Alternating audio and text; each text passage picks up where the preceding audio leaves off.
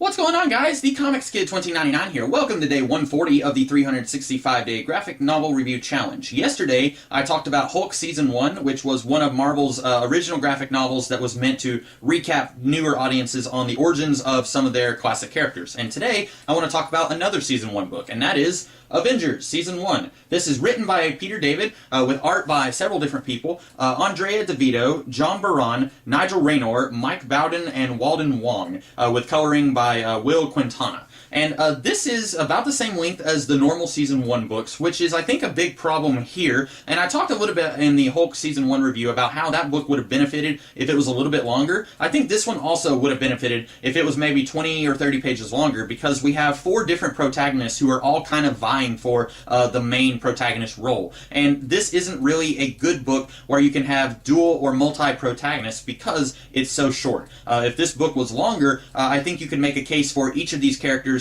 kind of filling the protagonist role. But as is, they each kind of come in and they do a little bit of a thing, and then we move on to the next one, and so none of them really feel like the main protagonists of this book.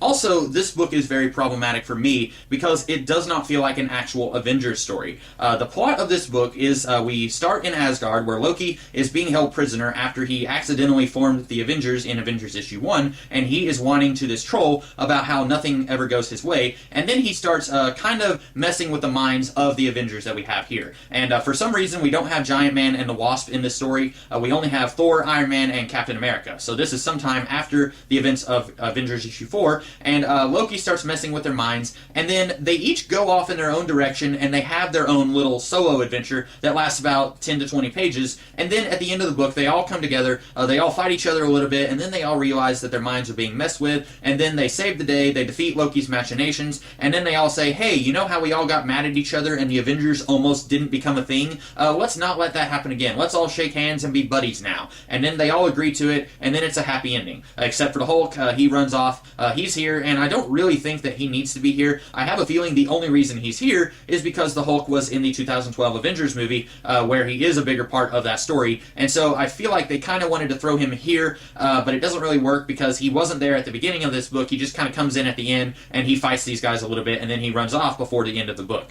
So this doesn't feel like an Avengers story because it's actually 4 separate solo stories that all kind of intersect at the end. Really, it's 3 because the Hulk just kind of comes in, but he doesn't have his own little story that the other guys have. And in a lot of ways, this reminds me of the early Golden Age Justice Society stories from DC Comics, where all of the Justice Society would come together, they would have a meeting, and then they would all go off and they would have their own little adventure, and then they would come back together at the end of the issue. But you wouldn't have an actual team-up of the characters. That's kind of what we have here, where Captain America, he has his own little mental nightmare where he's fighting the Red Skull, and then Iron Man is fighting Dr. Hyde, I think, or Mr. Hyde, and then Thor is fighting some guy from the future who is from some of the Journey into Mystery comics from the 60s. I don't even remember that guy's name. And then they all come together at the end, and then they all shake hands, and they're buddies once again. And that ending doesn't seem earned, because 80% of this book is these guys acting like they can't trust each other, and they're all kind of fighting each other, and in their minds they're thinking, yeah, I don't really trust that Captain America guy, or yeah, that Thor guy is really suspicious. And then at the end, it's like, well, now that we've spent most of the book acting that way, let's all shake hands and be friends once again.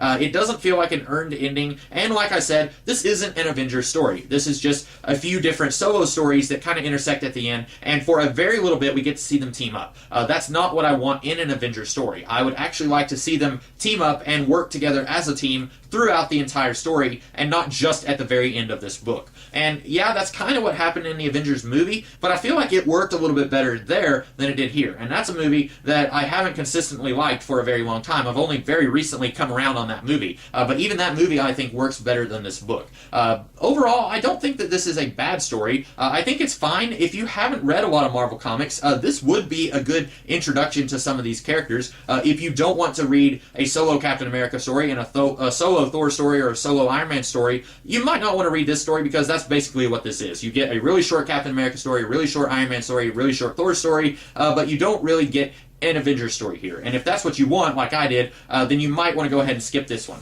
There are other Avengers stories out there, fairly recent ones at that you might want to give a shot. And that might even be a hint at some of the stuff that I will be talking about over the next couple of days. Wink, wink. But overall, this one, it's okay. I think that some people would probably enjoy it more than I would. But overall, I don't think that this is one of the best Season 1 books that Marvel did at that time.